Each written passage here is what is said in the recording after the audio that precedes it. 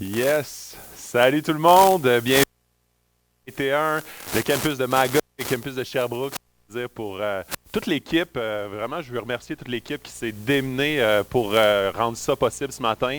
Alors, bienvenue à tout le monde dans votre salon. Alors, c'est un plaisir de pouvoir être rassemblés ensemble, toute l'Église, pour pouvoir, dans ce moment de crise-là, pour pouvoir faire face, voir à quoi ça ressemble un chrétien dans le fond, dans ces moments d'eau trouble.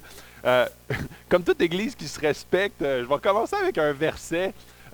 Puis je trouvais ça tellement approprié. C'est dans 1 Thessaloniciens, le chapitre 2, le verset 17, qui dit: En ce qui nous concerne, chers frères et sœurs, étant séparés de vous pour un temps, de corps mais non de cœur, nous avons fait beaucoup d'efforts pour vous revoir, car nous en avions le vif désir.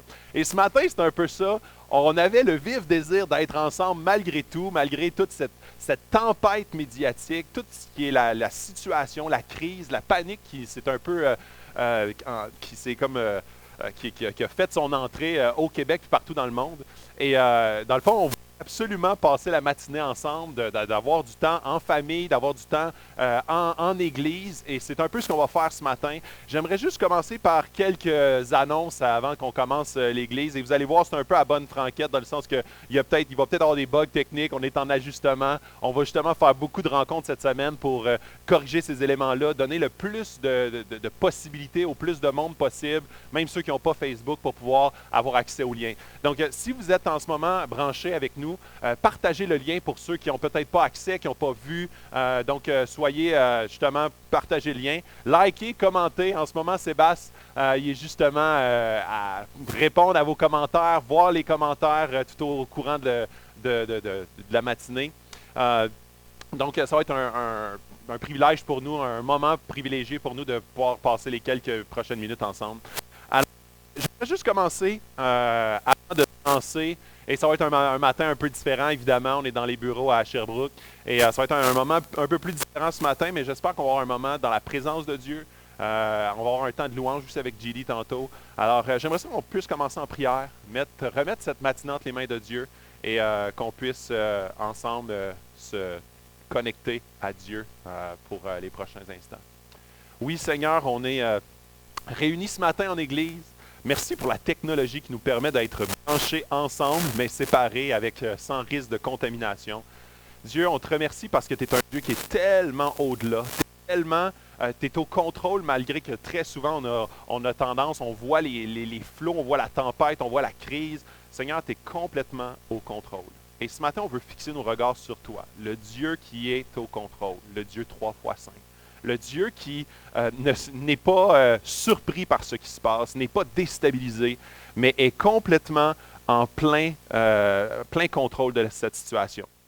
Dieu, on te demande de prendre cette matinée, la faire fructifier pour ton œuvre, pour ta gloire. On veut focusser sur toi. On veut focusser, Seigneur, sur qui tu es. On veut focusser, Seigneur, sur ta personne. On veut focusser sur à quel point tu es aussi grand cette semaine qu'il y a 2 semaines. Tu es autant, Seigneur, digne de louange, digne d'adoration. Et ce matin, Seigneur, que tu puisses chacun devant nos écrans, devant nos ordis, Seigneur, nous permettre de vivre un temps en famille, connectés les uns aux autres ensemble par le moyen de la technologie et qu'on puisse fixer les regards sur toi. On veut penser à tous ceux, Seigneur, à travers le monde qui souffrent. On veut prier pour eux. On veut, Seigneur, que tu puisses être un réconfort pour eux, un support, un soutien. On te prie, Seigneur, d'apaiser nos craintes, d'apaiser le sentiment de panique et qu'on puisse, Seigneur, avoir confiance dans le Dieu que tu es. Dans ton Fils qu'on prie. Amen. Alors, j'aimerais, en début de parcours, puis ce matin, je vais avoir deux pendants à ce que je veux vous verbaliser. On va avoir un matin un petit peu plus court, mais j'avais des éléments à vous verbaliser en début de parcours. Premièrement, j'aimerais vous partager un peu par rapport à la situation actuelle. Tu sais, on voit tellement de choses passer sur Facebook. On voit comme des gens qui minimisent la chose, qui prennent ça à la légère, d'autres qui ridiculisent, d'autres qui paniquent complètement. On a vu cette semaine dans plein de supermarchés des gens qui se pilaient littéralement les uns sur les autres. Je voulais juste se remettre un peu au diapason de ce qui se passe. Et je me fais pas un professionnel de la situation. Je suis pas un médecin. Puis je ne prends pas je suis pas la personne qui veut justifier quoi que ce soit. Je suis d'informations, j'ai beaucoup lu sur le sujet, justement pour qu'on puisse, en tant qu'Église, être des gens qui sont responsables, qui sont avisés et qui réagissent de la bonne façon vis-à-vis de cette situation-là. Donc, en ce moment, par rapport à ce virus-là, c'est un virus qui, puis on voit à travers le monde, soit en Chine, en Italie, on voit la situation qui est en train de, dans ces pays-là, qui est en train littéralement de prendre une tournure quasi apocalyptique. Ce qui est dangereux par rapport à ce virus-là, c'est surtout son niveau de contagion et la propagation rapide, ce qui amène à une surcharge du système de santé qui rend à risque énormément n'importe quel pays industrialisé. Je lisais un article cette semaine par rapport à l'Italie, et l'Italie qui est un endroit qui est avec un système de santé comparable, avec très industrialisé comme pays. Et ils devaient choisir entre les gens qui allaient prioriser les respirateurs versus ceux qui n'allaient avoir aucun support médical. Et c'est littéralement comme à la guerre, où est-ce qu'on priorise les plus jeunes, les plus bien portants, au détriment des personnes âgées, les plus avancées, les plus hypothéquées. On est dans des situations qui sont dramatiques comme celle-là. Donc, ce virus-là, oui, il est plus grave au niveau de sa contagion, au niveau de la virulence, de la mortalité, que la grippe saisonnière, évidemment. Mais surtout, c'est la capacité du système de santé à faire face à le degré de propagation dans une grande population. Alors, puis on a vu le gouvernement en ce moment qui ferme les lieux publics, les écoles, les universités, l'annulation d'événements, les rassemblements de 250 personnes et plus, comme toutes les églises presque au Québec, la chute de la bourse, le ralentissement économique, la fermeture d'à peu près tous les spectacles. Donc, c'est une situation qui n'est pas prise à la légère parce qu'on a vu les répercussions dans plusieurs pays du monde qui est devenue littéralement hors de contrôle. Donc, en tant que chrétien, on est appelé à ne pas céder à la panique, mais en même temps de prendre au sérieux nos responsabilités et à être un bon témoignage dans toute cette tempête-là. Et j'aimerais comme juste mettre certains points, ce qu'on doit dire, ce qu'on doit faire. On ne doit pas dire « tout ira bien » comme si c'était comme une petite marche dans le parc et de minimiser la situation. En ce moment, il y a des gens qui sont très éduqués, qui sont très au fait de la situation et qui ont pris des décisions pour contrecarrer le pire. Et nous, on doit respecter ces gens-là qui sont beaucoup, beaucoup plus avisés que nous sur cette situation-là et qui prennent des bons choix qui sont sages pour la nation. On ne doit pas dire aux gens craintifs qui capotent pour rien. C'est un manque total de compassion. C'est un manque total de considération envers les gens qui, possiblement, sont dans des situations plus précaires au niveau de leur santé et qui ont peur pour leur vie. Moi, j'ai 35 ans et je suis bien portant et je ne crains pas pour ma vie.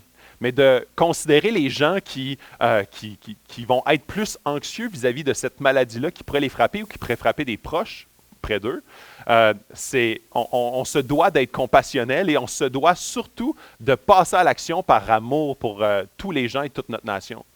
On doit changer nos habitudes par amour. Et je voulais juste nommer quelques éléments par rapport à ça. Par amour pour la ville et pour les gens vulnérables. Les gens les plus atteints partout dans le monde, c'est souvent les gens qui ont des situations au préalable, qui sont des gens qui sont plus âgés, qui sont avec des situations au niveau pulmonaire, cardiaque, qui sont déjà plus fragilisées. Alors, c'est une belle façon de démontrer de l'amour que de rester isolé, que de justement ne pas trop se rencontrer pour ne pas être des agents, des incubateurs de ce virus-là, à travers des clientèles, des proches, des personnes âgées dans notre entourage et dans notre ville. Donc, c'est une belle marque d'amour que de passer à l'action, par respect, par obéissance pour nos gouvernements. Nos gouvernements ont mis en place des procédures qui, pour certains, on est tellement conscient de l'impact que ça peut avoir. Il y a plusieurs personnes dans l'Église qui, en ce moment, n'ont plus de job, à cause qu'il y a des restaurants qui sont fermés, à cause qu'il y a des spectacles qui sont annulés, à cause qu'il y a toutes sortes d'événements, tous ceux qui sont dans le milieu scolaire, en ce moment, ils n'ont pas de travail. Alors, mais on veut avoir un grand respect et de l'obéissance pour nos dirigeants qui ont pris cette décision-là pour éviter le pire, justement.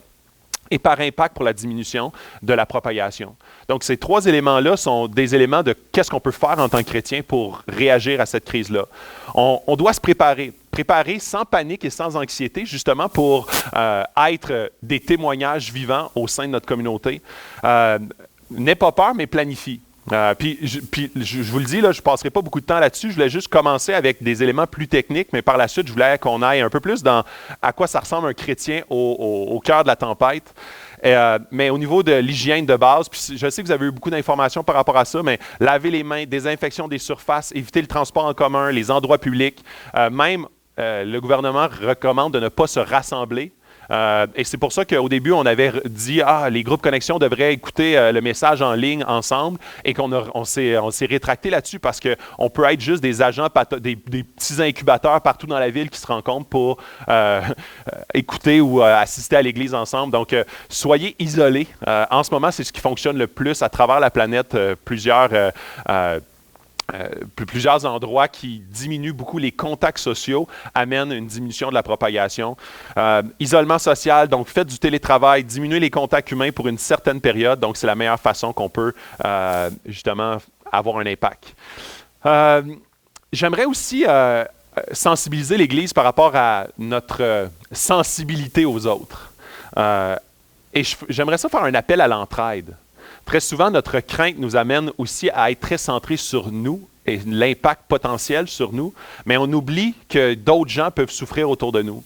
Je pense, quand je dis un appel à l'entraide, je fais référence au gardiennage. Il y a des gens qui n'ont pas d'emploi, mais qui pourraient possiblement dépanner d'autres personnes au sein de l'Église ou au sein de la ville qui auraient besoin de gardiennage. Les besoins des personnes âgées. En ce moment, j'écoutais hier la conférence de presse du premier ministre qui disait justement aux personnes âgées de rester à la maison et de demander aux gens d'aller faire leurs emplettes pour eux ou d'aller acheter de la nourriture. Quelle belle façon pour des chrétiens d'être à l'affût des besoins des personnes âgées dans la ville.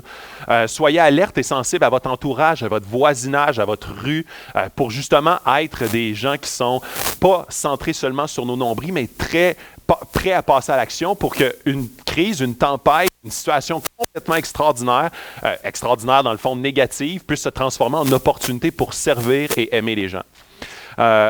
On doit rediriger notre focus de la peur et de l'anxiété vers l'amour et la préparation. La source de la peur est souvent la perte de contrôle, l'incertitude du futur. Et ce qu'on peut, et puis souvent c'est basé sur un manque de foi. Et ça nous apporte des doutes sur la personne de Dieu et la souveraineté que Dieu a dans cette situation-là.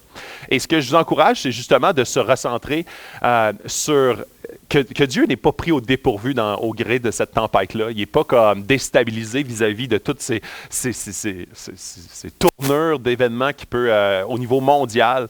Dieu est au contrôle totalement. Et la peur, la panique au sein de la communauté, au sein des chrétiens, on devrait puis dans le fond, on doit se centrer sur la personne de Dieu. On doit se centrer sur notre foi qui est notre ancre, l'ancre pour notre âme. J'aimerais quand même parler de quelques risques au niveau de notre Église. Il y a quelques risques qui sont au niveau de la communauté. Pendant les prochaines semaines, c'est sûr qu'on va avoir beaucoup moins de contacts les uns avec les autres. Et il y a peut-être des gens dans l'Église qui vivent de l'isolement, déjà, avant cette situation-là. Imaginez maintenant.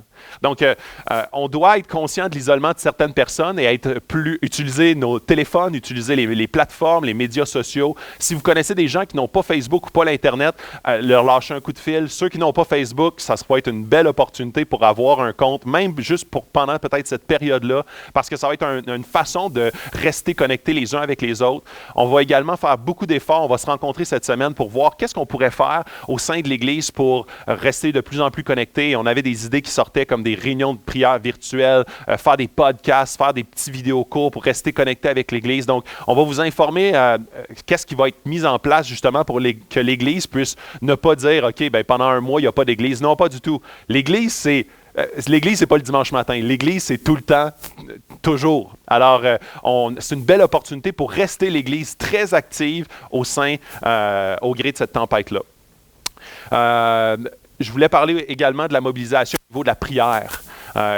Il faut être des gens qui vont se centrer sur la prière. Il faut qu'on puisse être des gens qui vont être à l'affût des besoins et de mettre de l'avant la prière en tant que chrétien. Quelle opportunité pour les gens au sein des groupes aussi de se connecter virtuellement, de mettre de briser l'isolement social en présentiel là, ou en présence des gens par l'entremise des plateformes. J'aimerais qu'on puisse à ce point-ci J'aimerais qu'on puisse, à ce point-ci, prendre un moment de prière. J'aimerais qu'on puisse prier pour différentes choses. Premièrement, pour la sagesse de nos gouvernements. J'aimerais ça qu'on puisse prendre quelques minutes pour prier pour la sagesse de nos gouvernements. J'aimerais ça qu'on puisse prier également pour que la crise se transforme en occasion pour les gens de se tourner vers Dieu. J'aimerais ça qu'on prie également pour la guérison pour notre pays, protection pour notre pays. J'aimerais ça qu'on puisse prier pour l'entraide, l'amour de notre prochain en action d'une façon concrète. Partout, dans toute la ville, dans tout notre voisinage, dans nos rues, qu'on puisse prier pour ces sujets pendant quelques minutes, 3 ou 4 minutes, pendant que JD va jouer une petite toune. Je sais que c'est un peu bizarre devant notre écran de prier pour ces sujets-là, puis je voulais juste vous informer très rapidement de différents éléments avant qu'on puisse ouvrir la parole, puis je veux vous partager quelques passages que Dieu m'a mis à cœur par rapport à cette situation-là. J'aimerais ça qu'on puisse priez à haute voix de chez vous, devant votre écran. Si vous avez votre mari, votre femme ou des amis qui sont autour de vous, priez avec eux à haute voix. On va prier pendant 4-5 minutes sur ces sujets-là. Donc, la sagesse de nos gouvernements pour les bonnes décisions, le système de santé également qui risque d'être vraiment sur la sellette, que la crise se transforme en occasion pour les gens de se tourner vers Dieu, la guérison, la protection de notre pays et finalement l'entraide et l'amour de notre prochain en action. Donc, on va prendre un temps de prière pour les prochaines minutes.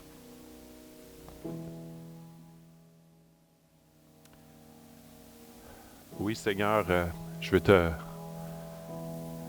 louer, te glorifier parce que tu es un Dieu qui est merveilleux. Malgré la crise et la tempête, tu demeures le même.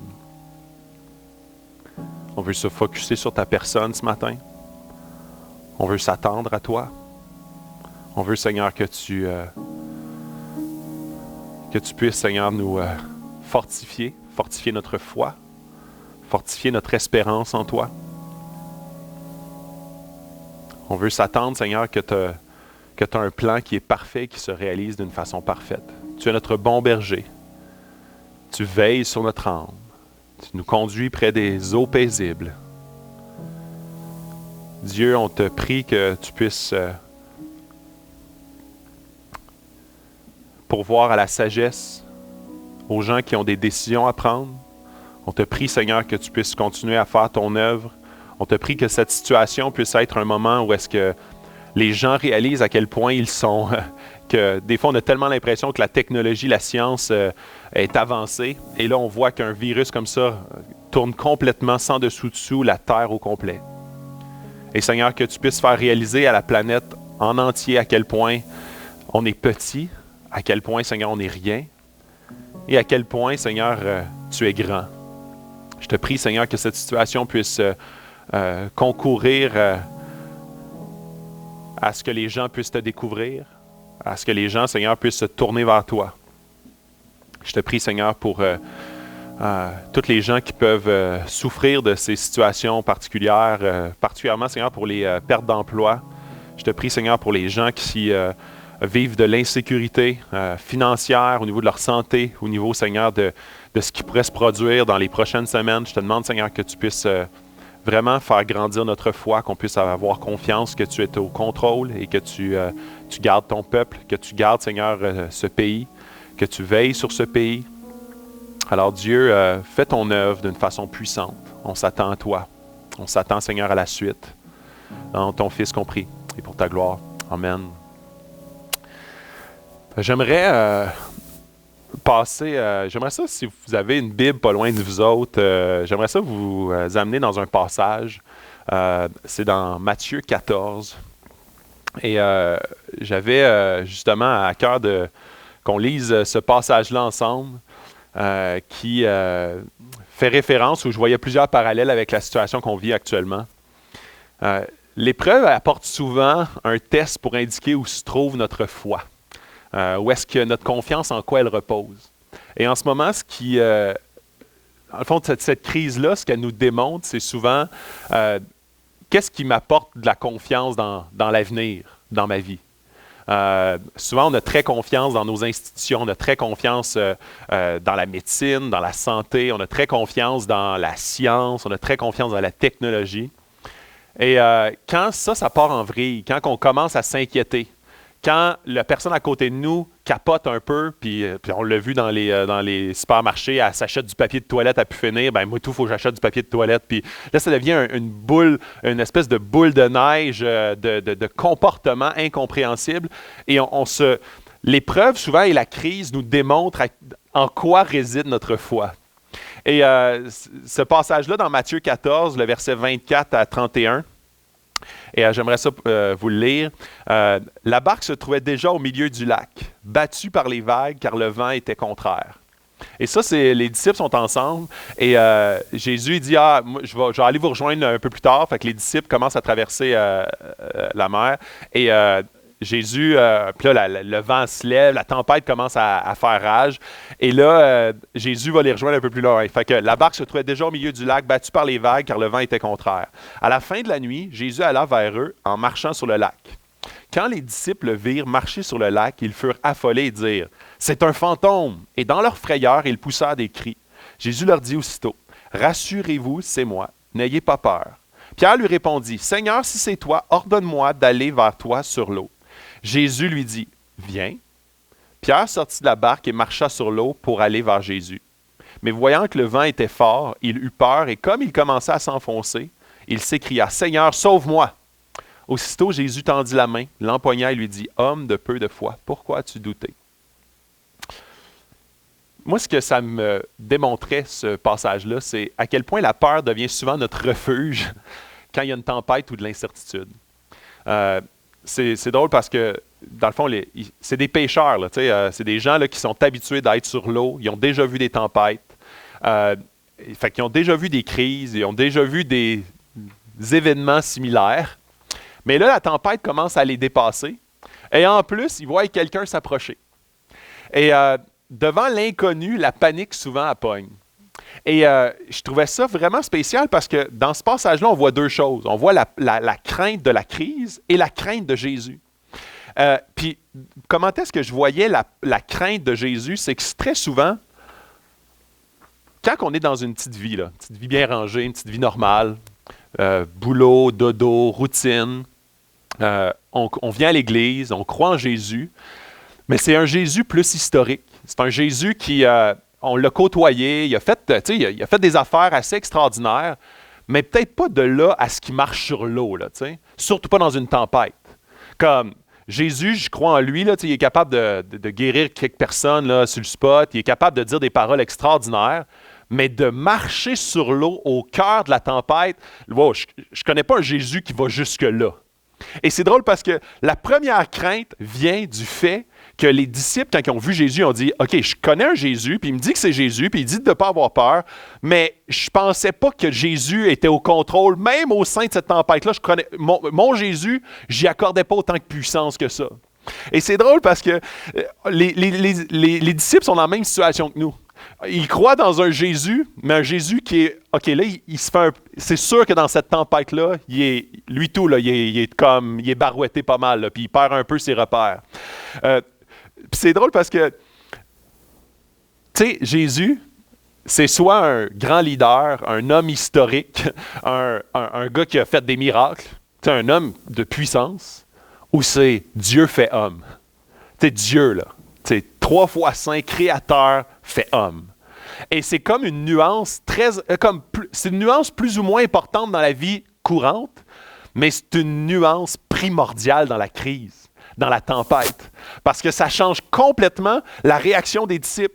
Puis après ça, Pierre, il dit, OK, d'abord, pour tester la chose, permets que je vienne vers toi. Et là, Jésus dit, viens-t'en. Viens-t'en. Commence à marcher. Et là, Pierre commence à marcher, il sort de là. Et il commence à marcher, et il regarde vers Jésus, mais voyant que le vent était fort, voyant qu'il y avait pas mal de morts sur la planète à cause du virus, voyant qu'en Italie, ça capote bien raide, puis là, ils sont en train de perdre leur repère complètement. La tempête est en train de dépasser notre foi dans nos institutions, notre foi dans la médecine, notre foi dans le contrôle qu'on est capable de mettre en place. Notre foi dans nos préconçus dépasse notre foi qu'on a dans Dieu fait homme, Jésus. Ce qui nous amène une réaction qui perd de vue le focus qu'on avait sur Jésus. Et là, la peur de la tempête, lorsque je perds de vue Jésus, la tempête devient notre crainte primaire. Notre crainte primaire devient axée vers la crise. Notre crainte primaire devient axée vers ce qui pourrait m'arriver en tant qu'être humain. Ma petite routine pourrait être déstabilisée. Mon quotidien pourrait être déstabilisé. J'aime une citation qui vient de Dave Paulison qui dit « La peur est une prédiction du futur qui ne tient pas compte de la souveraineté de Dieu. » Et très souvent, la crise nous démontre ou est une représentation de où se retrouve notre foi et jusqu'à quel point on a la foi en ce Jésus-là, en ce Dieu-là. Je contrôle rien, mais je sers un Dieu qui contrôle tout. Et très souvent, on est capable de le dire, mais de le vivre dans la crise, c'est une autre affaire. De le vivre dans la souffrance, c'est une autre affaire. Des fois, on a tendance de contrôler certains aspects. On est capable de faire des provisions, on est capable de se désinfecter à l'os, on est capable de contrôler encore que le pire ne nous arrive pas.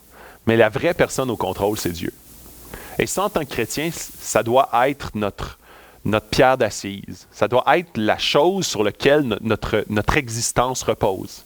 Sinon, on devient à tout gré de vent, à tout gré de tempête. Il y a une tempête, puis aujourd'hui, c'est ce virus-là, mais demain, ça va être une autre crise. Puis là, c'est une crise qui est comme universelle pour tout le monde, partout dans la province. Là, mais souvent, dans notre vie, on vit des crises personnelles. On vit des ruptures, on vit des crises relationnelles, on vit des crises au niveau de la santé. Et des fois, on vit ces mêmes choses-là qui sont vraiment systémiques en ce moment. Des fois, on les vit d'une façon personnelle. Et ces crises-là sont un pointeur vers où repose et sur qui repose notre foi. Pour remédier à ça, on doit regarder à Jésus chaque matin, chaque instant. Et dans les prochaines semaines, les prochains jours vont être très importants de se grounder au bon endroit. De se grounder sur comment je regarde Jésus aujourd'hui, marcher vers la barque.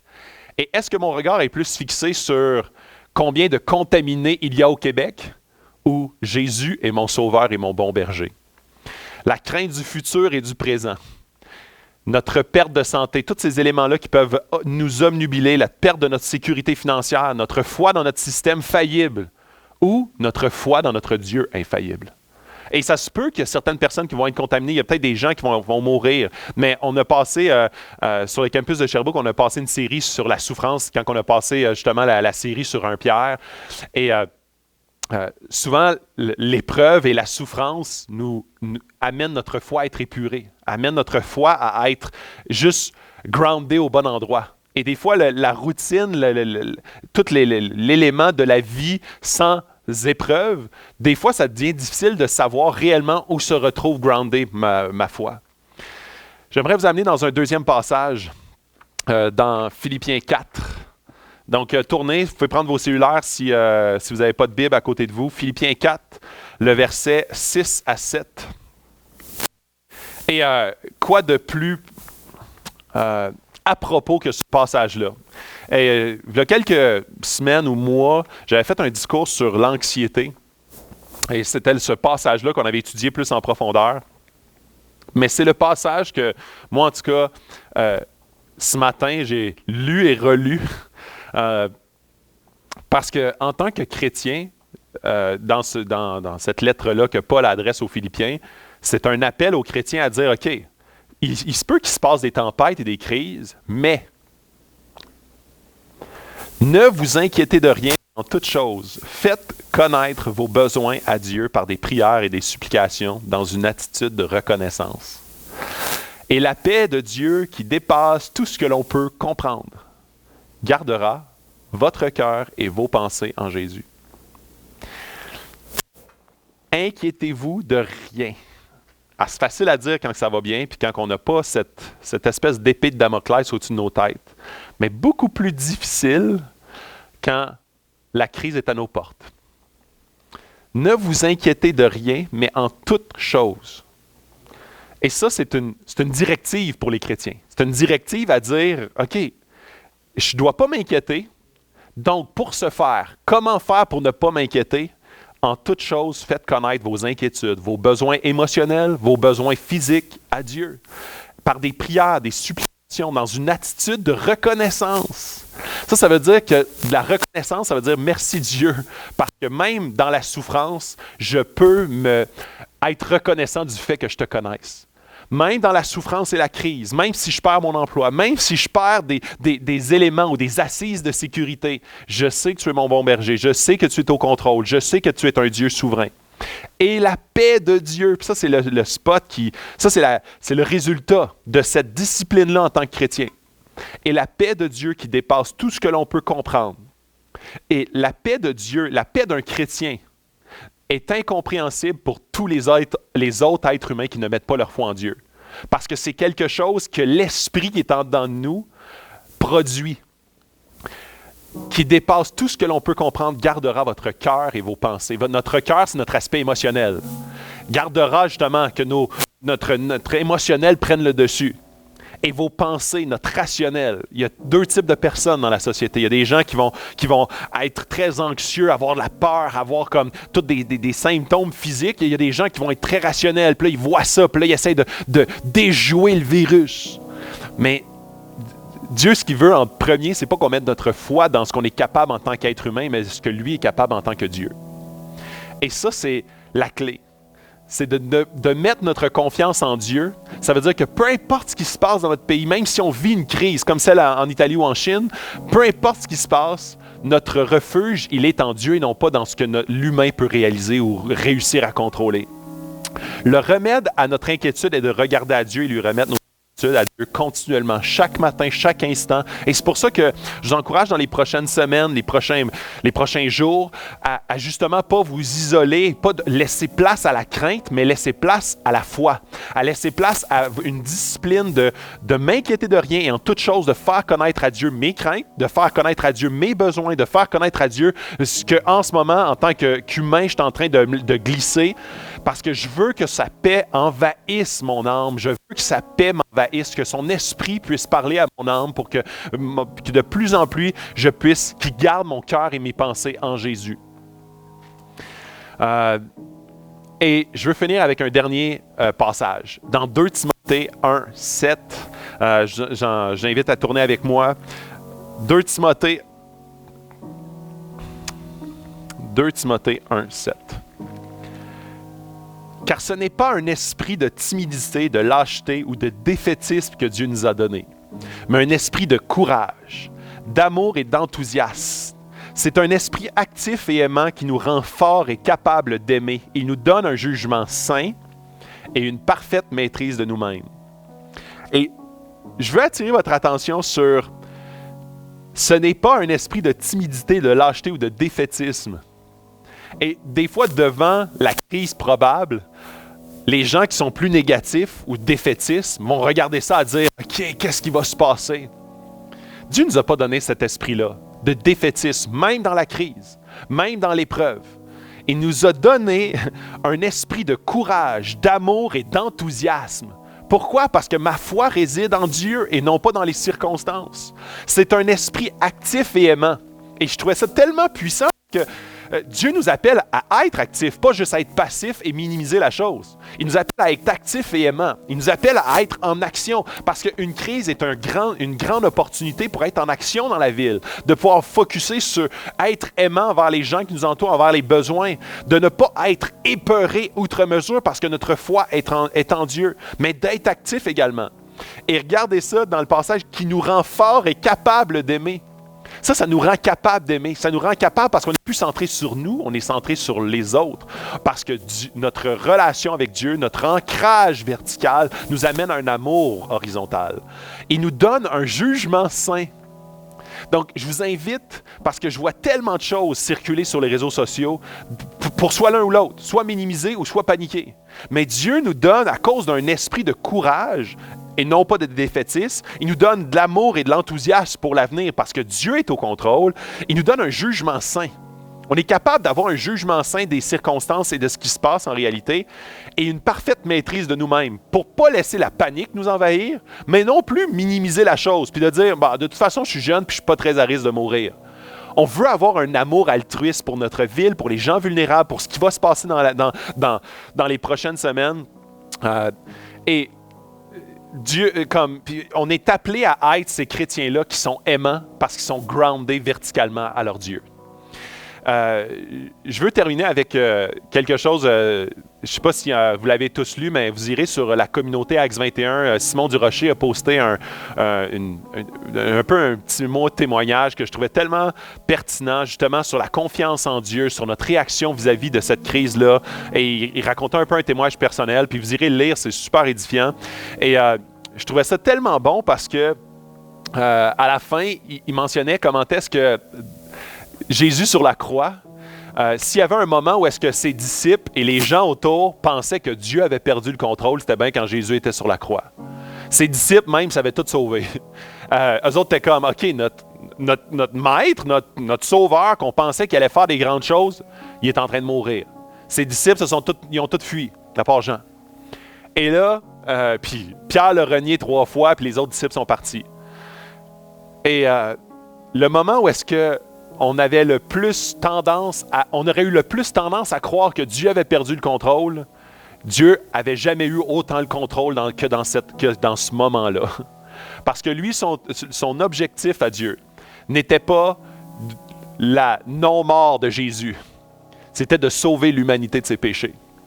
Et très souvent, on est tellement focus sur notre bien-être actuel, notre confort dans notre foyer actuel, dans notre vie personnelle. Mais Dieu a souvent une vision tellement plus large et plus grande. Et en ce moment, ce qu'on est appelé à faire comme chrétien, c'est qu'on est appelé à avoir foi en ce Dieu-là, qui lui est au contrôle, que lui sait exactement ce qui se passe, que lui n'a pas « Ah, j'avais pas prévu ça, un coronavirus dans le monde à ce point-ci ». Dieu sait exactement ce qui se passe.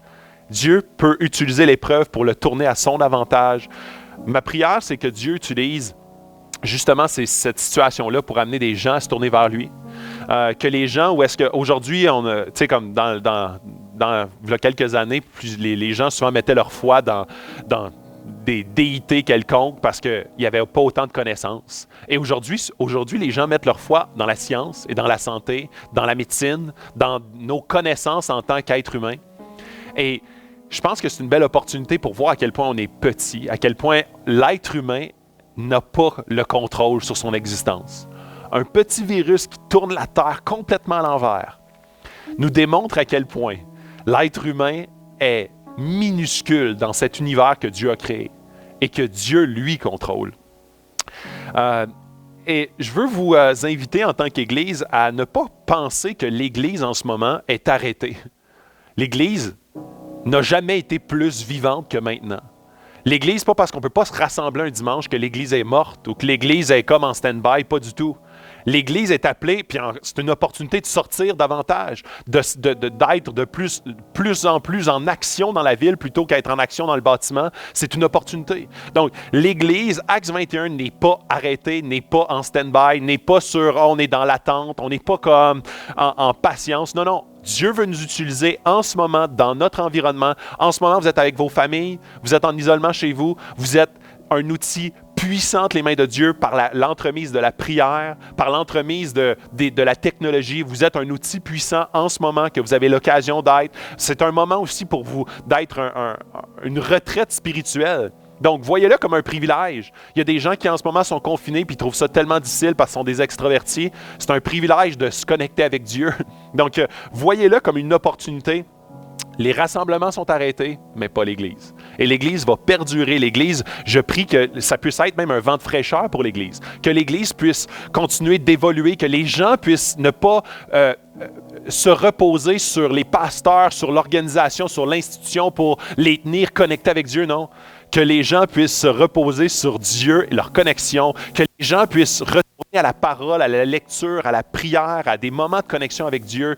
Moi, je prie pour que Dieu puisse me visiter personnellement pour dire, OK, là, moi, j'ai une retraite de l'université. En ce moment, on est comme confinés. On va avoir peu de rassemblements, justement, avec l'Église. Donc, que Dieu puisse me visiter personnellement, que Dieu puisse vous visiter personnellement, que Dieu puisse utiliser cette situation-là pour que Dieu puisse créer des nouvelles façons de connecter les uns avec les autres de façon virtuelle. Et plus que jamais, Dieu est au contrôle. Son plan s'accomplit parfaitement. Jésus est le roi encore de son Église. Il n'y a rien qui prévaudra contre son Église, même lorsque son Église ne peut pas se rassembler. Alors, qu'on puisse être ce matin dans l'espoir, la foi, l'enthousiasme pour le futur, pour ce que Dieu va faire avec cet événement-là, pour ce que Dieu va faire avec la crise. Je veux qu'on prie pour les prochaines semaines qui risquent d'être possiblement très éprouvantes pour le système de santé. Pour tous ceux, je connais tellement de gens qui, au sein de notre Église, travaillent comme infirmières, comme médecins, comme préposés aux bénéficiaires, qui travaillent dans les hôpitaux, sur l'entretien ménager, etc. J'aimerais ça qu'on prenne un temps pour prier pour eux.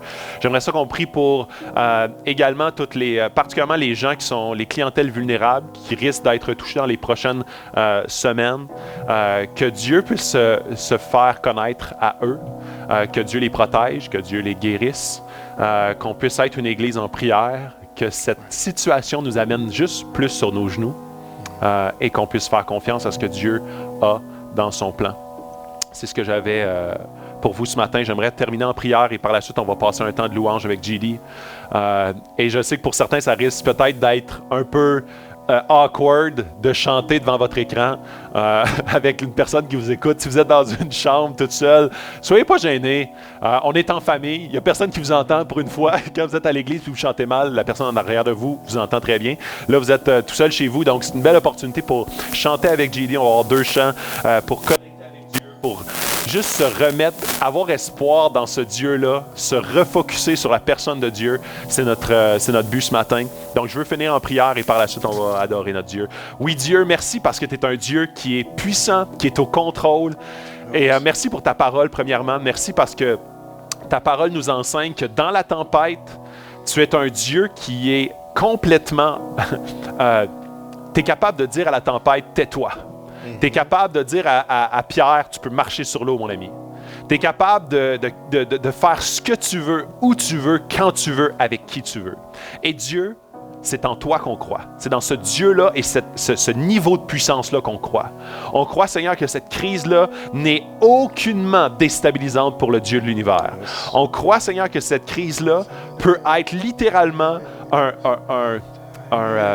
une occasion de foi pour la province de Québec et pour le Canada au complet.